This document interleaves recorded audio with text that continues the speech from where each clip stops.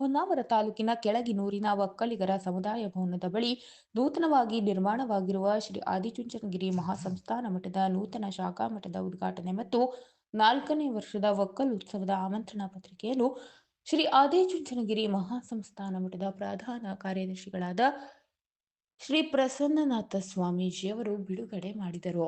ಒಕ್ಕಲಿಗರ ಸಮುದಾಯ ಭವನದಲ್ಲಿ ನಡೆದ ಆಮಂತ್ರಣ ಪತ್ರಿಕೆ ಅನಾವರಣ ಕಾರ್ಯಕ್ರಮದ ಸಾನ್ನಿಧ್ಯ ವಹಿಸಿದ್ದ ಶ್ರೀಗಳು ಆಶೀರ್ವಚನ ನೀಡಿ ಶಾಖಾ ಮಠದ ಶಿಲಾನ್ಯಾಸವಾಗಿ 1 ವರ್ಷ ಪೂರೈಸುವುದರ ಒಳಗೆ ಉದ್ಘಾಟನೆಗೆ ಸಜ್ಜಾಗಿರುವುದು ನಿಜಕ್ಕೂ ಈ ಭಾಗದ ಶಾಸಕರು ಹಾಗೂ ಮಾನ್ಯ ಸಚಿವರಾದ ಮಂಕಾಳ ವೈದ್ಯರು ಹಾಗೂ ಈ ಭಾಗದ ಶ್ರೀಮಠದ ಸದ್ಭಕ್ತರ ಇಚ್ಛಾಶಕ್ತಿಯ ಫಲವಾಗಿದೆ.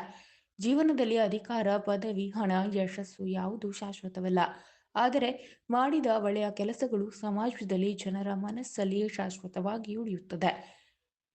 ಗುರುಪೀಠದ ಮಾರ್ಗದರ್ಶನದಲ್ಲಿ ಸಮಾಜ ಉತ್ತಮವಾಗಿ ಸಂಘಟನೆಯಾಗುತ್ತಿದೆ.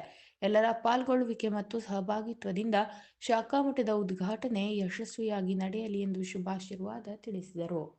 ಶಾಖಾ ಮಠದ ಲೋಕಾರ್ಪಣೆ ಮತ್ತು 4ನೇ ವರ್ಷದ ಒಕ್ಕಲು ಉತ್ಸವವನ್ನು ಯಶಸ್ವಿಯಾಗಿಸುವ ನಿಟ್ಟಿನಲ್ಲಿ ವಿವಿಧ ಸಮಿತಿಗಳನ್ನು ರಚನೆ ಮಾಡಿದ್ದು, ಲೋಕಾರ್ಪಣಾ ಸಮಿತಿಯ ಗೌರವಾಧ್ಯಕ್ಷರಾಗಿ ಸಚಿವ ಮಂಕಾಳ ವೈದ್ಯರ ಅನುಪಸ್ಥಿತಿಯಲ್ಲಿ ಅವರ ಪುತ್ರಿ ಕುಮಾರಿ ಭೀನಾ ವೈದ್ಯ ಅವರು ಗುರುಗಳಿಂದ ಜವಾಬ್ದಾರಿ ಸ್ವೀಕರಿಸಿದರು.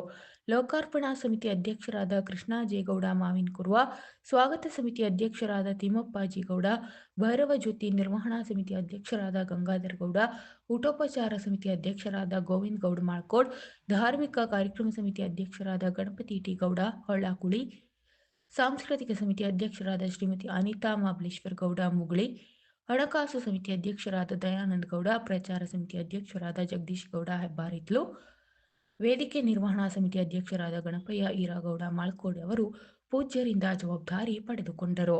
ಈ ಸಂದರ್ಭದಲ್ಲಿ ಕುಮಟಾ ಮಿರ್ಜಾನ್ ಶಾಖಾ ಮಠದ ಬ್ರಹ್ಮಚಾರಿ ಶ್ರೀ ನಿಶ್ಚಲಾನಂದನಾಥಜಿ, ಹೊನ್ನಾವರ ಡಿಸಿಎಫ್ ಯೋಗೇಶ್ ಸಿಕೆ, ಒಕ್ಕಲಿಗ ಯುವ ವೇದಿಕೆ ಅಧ್ಯಕ್ಷರಾದ ವಾಸುಗೌಡ ತಲ್ಗೋಡ್, ಭೈರವಿ ಮಹಿಳಾ ಸಹಕಾರಿ ಸಂಘದ ಅಧ್ಯಕ್ಷರಾದ ಶಾಂತಿ ಮಾದೇವಗೌಡ, ಎಂಕೆ ಪಟಗಾರ್ ಕುಮಟಾ, ಆರ್ಎನ್ ಪಟಗಾರ್ ಕುಮಟಾ, ಎಂಟಿ ಗೌಡ, ತಾಲೂಕಾ ಒಕ್ಕಲಿಗರ ಸಂಘ ಹಾಗೂ ಭೈರವಿ ಮಹಿಳಾ ಸಂಘದ ನಿರ್ದೇಶಕರುಗಳು, ಸಾರ್ವಜನಿಕರು ಹಾಜರಿದ್ದರು.